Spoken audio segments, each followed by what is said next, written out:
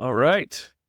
Welcome to the Ultra High Net Worth Clients Podcast. I'm your host, Chris Brodhead. We started this podcast as a way to create a central resource of the best financial advisor, practice growing tips shared by the most outstanding advisors in the industry, of which our guest today is definitely one. These outstanding financial advisors agree to be on the show and provide a ton of value for free, all in the hopes that our audience might learn from their words. My father was a financial advisor, and financial advisors are the main clients we serve, so my marketing agency's mission is to help every financial advisor grow their business in an effort to help the world become more financially secure. Today, we have the rare pleasure of talking with an incredible financial advisor, Dillon Widdows. Dillon, can you please introduce yourself and tell us a little bit about you? Sure. Thanks so much for the introduction, Chris. Sure. My name is Dillon Widdows. I have been a financial advisor for better part of 8 years now.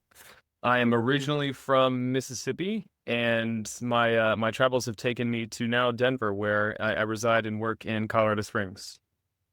Nice. How did you end up in Denver by way of Mississippi? When I graduated from Ole Miss back in 2013, and at the time I was in a relationship that brought me out to Washington State to work for Fisher Investments. I spent, I think, 5 or 6 years in Washington State, and then we moved to Dallas. And upon the ending of that relationship, I decided I wanted to be back somewhere with nature. So brought myself out to Denver since I got a free pick of where I wanted to go. And here we are. Yeah. That's I mean, Denver's just about the best of all possible worlds right now, I feel. You got the sunshine, you got the nature, you got the just insane growth. So. And a couple of teams that are knocking on the door of a championship as well. Yeah. I'm a huge Tampa Bay Buccaneers fan. That's the only team I have the capacity and bandwidth to continue to follow. So I love the NFL, and my favorite YouTuber is in Denver. Brandon Perna. I don't know if you follow him. I don't. He's a hilarious. If you like stand up, we were talking before we hit record. We both love stand up. If you like stand up, like, this guy is hilarious. His just recaps of every football news. This is the new card. Right down for us. Awesome, man. So tell me how you found yourself in this wild industry. Wild industry indeed. So I had the privilege and the luxury when I was a child that my late grandfather set up a trust fund for my brothers and I to all attend college. I fortunately or unfortunately graduated from high school back in 2008. And when I went to college, right during the financial crisis, had no idea what it meant or how it was affecting my school funds. And then as I graduated, I started quickly to learn after having to take a student loan to finish the last semester. And then my grandfather at that time had actually sold out the cash in the early parts of 2009. I'm going to say around January or so. And as most of us know or remember, the market turned around just a couple months later. And so at that point, he had been sold out basically at a 50% discount, everything that he owned, and lived the rest of his life a much different lifestyle than he had before. Yeah, so it kind of pushed me into helping clients make more disciplined decisions and have more disciplined financial approaches. And I got to thank him for not only getting me here through school, but also for the inspiration to become an advisor. Mm-hmm. Wow. Yeah.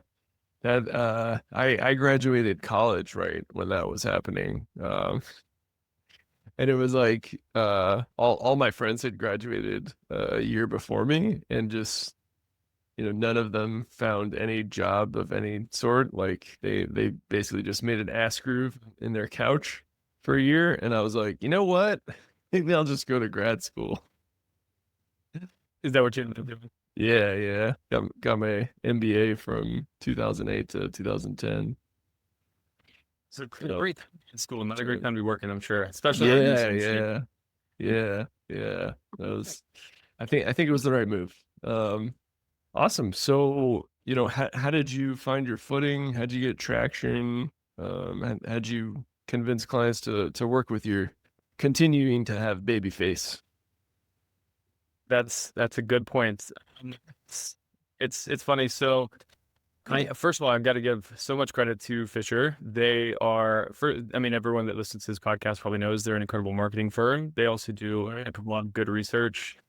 But when you're employed there, they care a lot about how much you know and how much you can and share with people, and that it's all informed and that it's not just garbage that you're regurgitating. So they got me through. I like the vast majority of my original knowledge came from reading Ken Fisher's books, going through different classes with Fisher itself, and then one of the things that I learned throughout time is that the more you can listen to people and what they're saying, the client and what they're saying, and not just the words, but the message that's actually behind the words, the easier that it is to connect with people. And then right around probably 2016, I started being able to grow a beard, and the baby face started to diminish a little bit. So it was easier. Yeah. Okay. Yeah, I think I'm I don't know, 4 or 5 years older than you. It sounds like maybe more than that actually. I don't think I could grow a full beard until I was about 28, 29. Was that does that track? Or were you a little I think early? it was 25, and it was just it was out of luck. They required that you either be clean shaven or that you have a well manicured beard, and I was shaving 3 days a week, and it was tearing my face up. And I said, I'm just going to pause and see what's actually happening here. That's what I did, and I haven't looked back since. I haven't been clean shaven since probably 2015. Oh, I think I'm right there with you, man. It's like to shave your whole face, it really does. Like it's so abrasive, and then this like rubs against your neck where you have like, like irritated skin. It's like torture. Ingrown hairs, bumps, yeah. Yeah, If I man. was to the today or a meeting with clients, I would have a neck beard as it just Amen, man. I walk by my wife does it's like the laser treatment. She's done it like her entire body. She like doesn't have to shave anything. And I'm like, man, I should really do that. Like that can do it. to your face. That would Yeah. Yeah. Save some time. I think it's pretty painful, but probably worth it. I'll keep you shaving for now. Yeah. Awesome. So as you were growing your book, were you using any specific strategies to find clients? That's a great question, Chris. It's funny. The how to grow your book kind of applies to me in a lot of weird and different ways because my journey through the financial industry has been, I started at Fisher. When you're there, you don't necessarily have a book unless you're what they call an investment counselor. And then even then, those are mostly fed to you. You're not out there trying to get them yourselves. When I left, I worked for a smaller firm in Denver, where I was part advisor, part project manager, and wasn't necessarily in charge of going out to get new clients. Although I did a couple speaking events and was able to find a few clients that way. With my current firm, though, Accelerated Wealth, what we're primarily doing is using word of mouth, using referrals and the folks that trust us the most to impress upon their friends and family how good it is to work with us. So now I would say the vast majority of what we do is focused on using our clients' referrals and putting on educational events for those referrals. And at any point when we're looking to go get new prospects that we've never spoken with before, we focus solely on education. If you want to meet with us after, great. Obviously, that's the whole point for us. We want to find more clients. But even if you just leave knowing more than you came with, personally, I think that's a win too. So I don't know if the folks that control our marketing budget would love to hear me say that, but I am 100% in belief that leave it better than you found it, and it doesn't really matter what happens. The good things will come. Yeah. Amen. That's what I try to impart on a client when they do a discovery call with someone who is doesn't convert. I'm like, hey, you taught them some good stuff.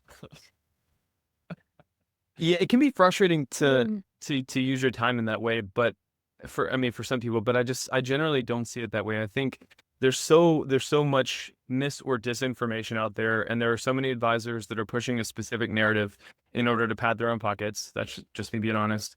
And I think that if you can get out there and genuinely educate people on either how markets work, how different types of investments work, what strategies they maybe should be considering, or even debunking common misnomers, I think it's time well spent. Our parents and grandparents deserve it. Mm-hmm. Yep. Amen. So as you um As you started working with more clients, did certain types of clients start clustering? Did you start focusing on certain niches? Were there any similarities among your clients? Yeah, that's an interesting question. I think most of our clients, most of my clients specifically, are your millionaire next door. Someone that's worked really hard to save their money. Wasn't a hedge fund manager or somebody that was out there making $1 million a year. They were really more conservative folks, making, I don't know, depending on the salary range, they were making pretty good money, or they weren't, and they were able to save and adequately invest their money throughout time. So my average client, I would say, is somewhere between 60 and 70, has around $1 million, maybe $2 to $3 million, depending on where they find us and when they come into us. But our larger goal here is to just serve the community that we represent here in Colorado Springs. And I think that's maybe the thing that they all hold in common, is not that they are from here, that they still live here, but that they have the kind of set of values that we all, I think most people here cherish. Mm-hmm. Okay. Awesome. And are they predominantly professionals, corporate execs, and any sort of industries that more of them than others come from? I'd say a mix of everything. I mean, a healthy mix of doctors and different sort of professionals, but also our office is located pretty close to the Air Force Academy in Colorado Springs. So a lot of our clients are former military, they're former government employees. A lot of these folks have pensions that date back, 30 or 40 years. And so I would say if I had to group into one major cluster, it's probably retired military or retired government contractors or employees. Mm-hmm. Okay, nice. And what are they most interested and or concerned in financially? Interested or concerned in? Huh. That's an interesting question given where we are with the market, given the past month.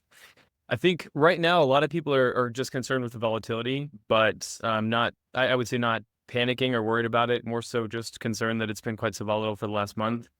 In terms of interest, though, it seems like almost everyone that's out there can be grouped into like one of three categories, right? Like income or growth or capital preservation.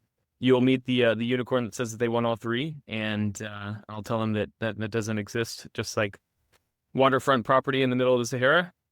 So they want a mix of different things like that. I think most of our clients these days are looking for a steady stream of income that they can count on, but also a little bit of growth that they can achieve from having a well-diversified portfolio in the market. Mm-hmm.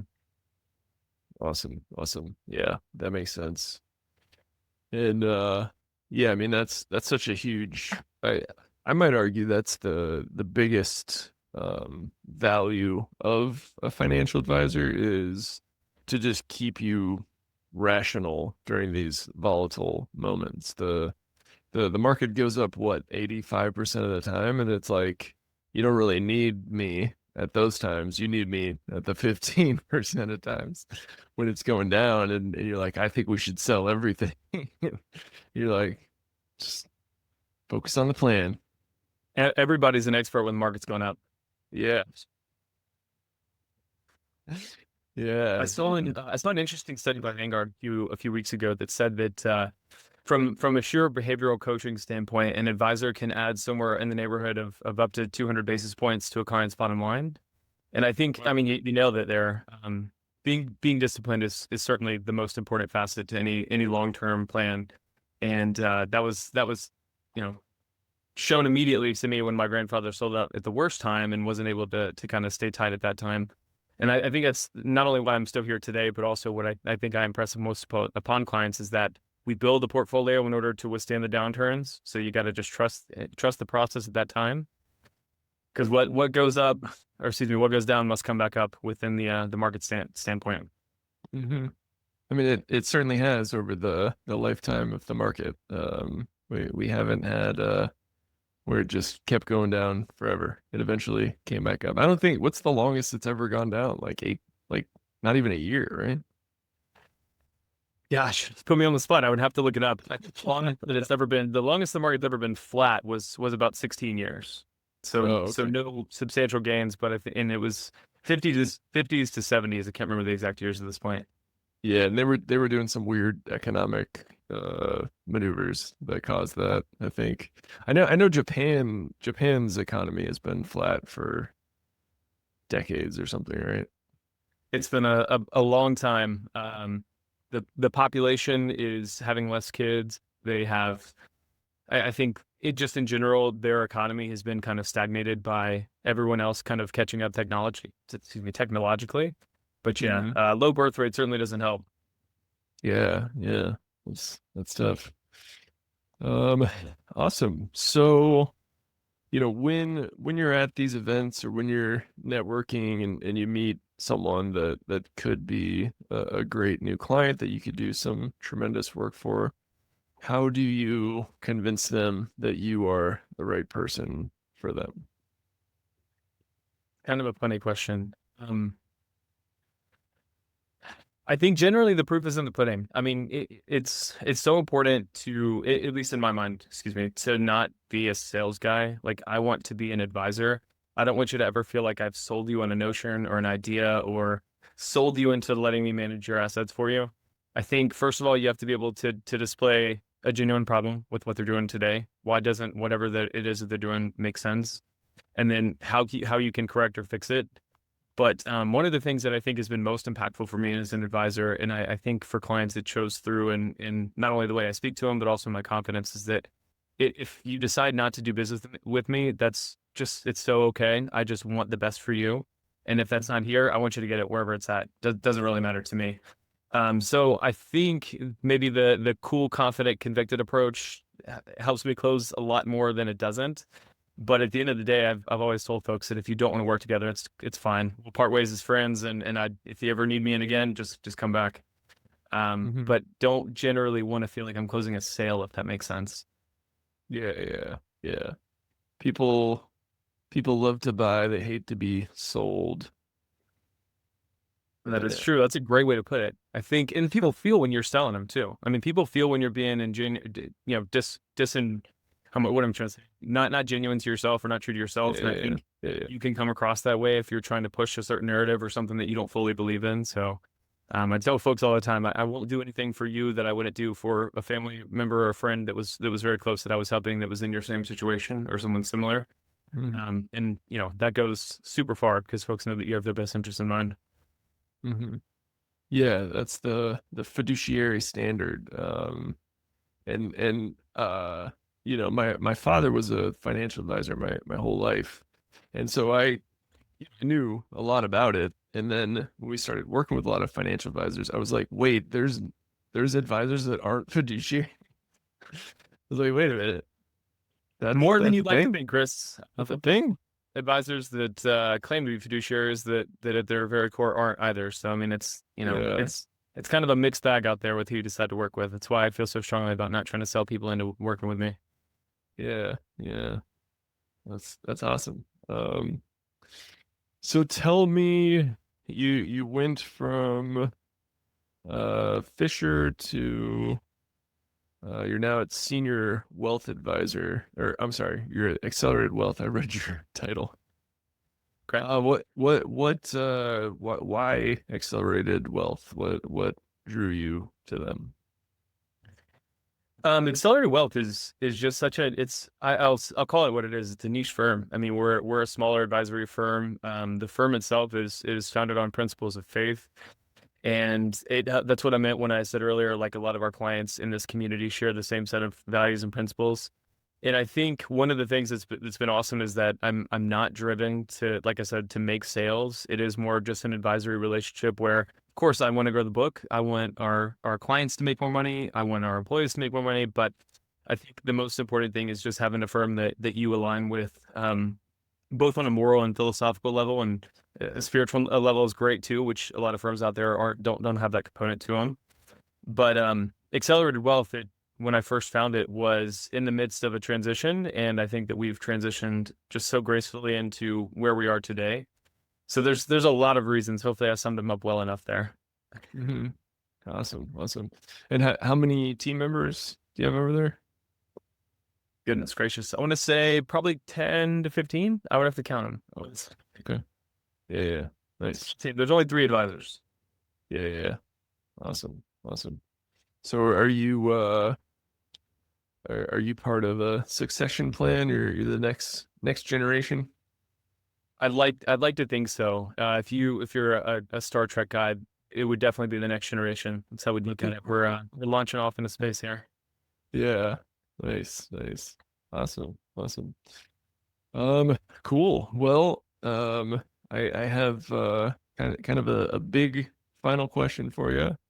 And it Okay. is it's an open-ended question. You can take it in any direction that you like. And the question is, what are you working towards?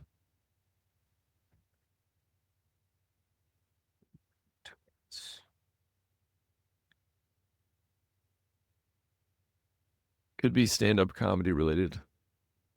Gosh, yeah. I mean, I've been sitting here talking about morals and philosophy, and so that's where immediately where my head goes. I wish that I had something funny to say right here, but I feel that in this moment I feel so serious. I think I'm gonna go a little bit more personal here than professional. So from a personal standpoint, what I think I've always been working towards is a way to finding a way to help the community at large.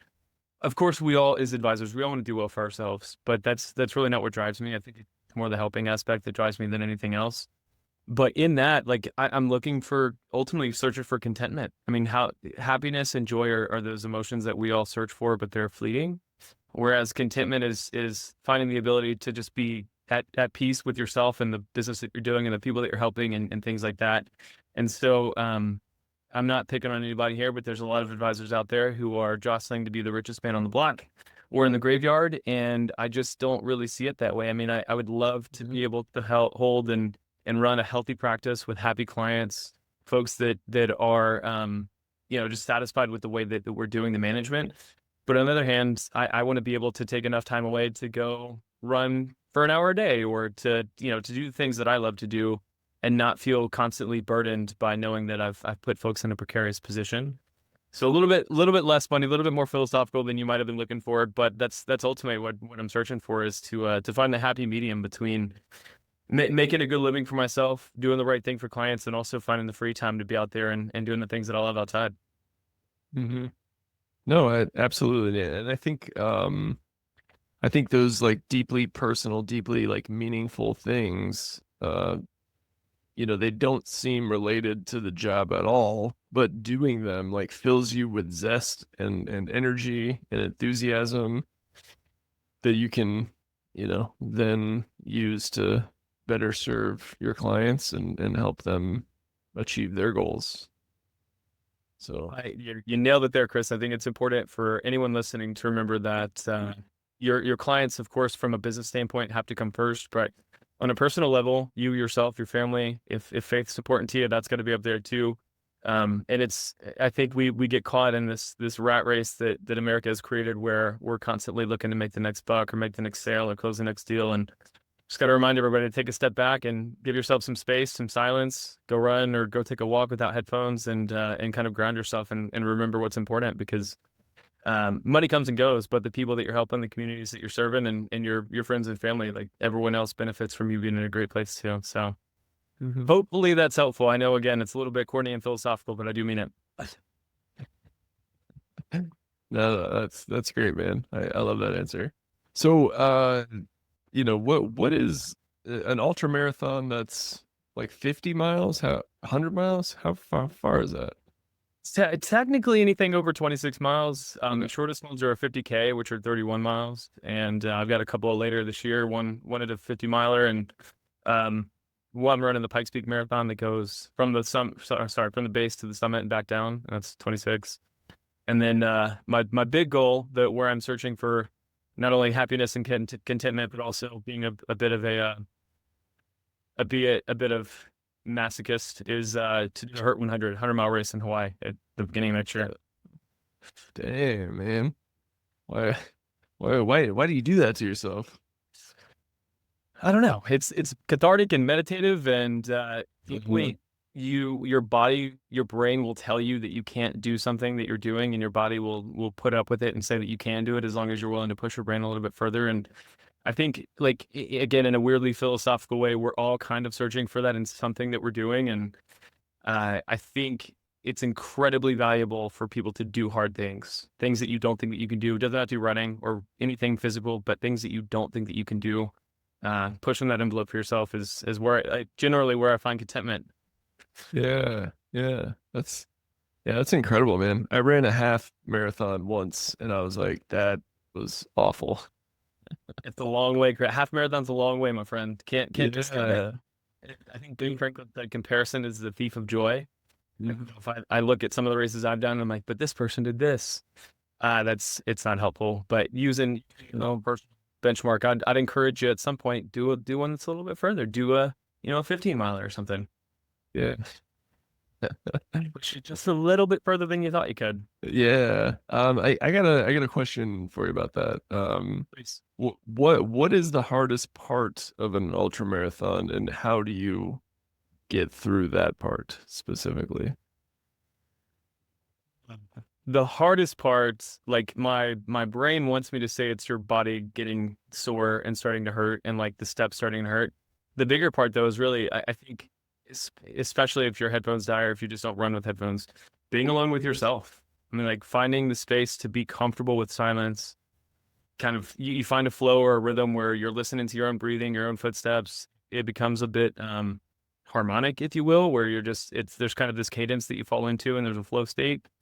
I think the hardest part is pushing to that point because, there's a lot of suck between where you start and then getting to that point. But that's probably it. It's like being alone with your thoughts and like making sure that you're not giving up on yourself and that you're not letting your brain tell you that it's too hard and you can't do it. Yeah. I mean, there's a lot of people that have DNF'd or do not finished out there that they would agree that your brain will get to you if you let it. Yeah. Yeah. Or aren't there ultra marathoners that like they like zen out too much and they get lost and they just like and they find them running like a week later. They're like, whoa. You could go the Forrest Gump route if you really let your mind go. But I think that his mind was a little bit empty to begin with. That was the whole point of the movie. He was a pure vessel. Okay, final question. When should we expect your first stand up show? Or stand up, let's set the bar lower. Your first stand up open mic. First stand up on mic, probably pretty soon. I've been getting a lot of pressure to do it, and I want to know how good or bad my material is. And I think like I could probably do a nice 5 to 10 minute set right now and be fine, but I have been scared. As someone that likes to push myself out of my comfort zone, I've been scared to do it. I just haven't done it. So probably the next time I lose a bet is when that first stand up will happen. Okay. Now it's public, so I have to be careful about it. Everyone's gonna be looking for it. Awesome, man. Where can my audience find out more about you and your future comedy dates? For the comedy exploits, you might want to check the obituaries. I imagine that career will be pretty short lived. But if you have more information about me or the firm, acceleratedwealth.com is our website. And then again, my name is Dillon Widdows, and you can find me on LinkedIn. I've got some old interviews that are on YouTube that I've done for another firm that I used to work at. So there's a number of things out there that I have my face on them that are immortalized, unfortunately. Awesome. As will this. Dillon, well, thank you so much, man. This was a pleasure. You're a straight shooter and a really cool guy, and your genuine thoughtfulness and care for the industry, your clients, and anyone that you can help, really shines through and is very, very genuine, man. So appreciate you taking the time and doing the good work out there. Thanks, Chris. I appreciate the kind words. It's an honor to have sat down and chatted with you. Thank you very much. Appreciate the opportunity. It was a pleasure chatting with you. Yeah, my pleasure. And to all of our listeners out there, thank you so much for tuning in and keep on growing out there, everybody.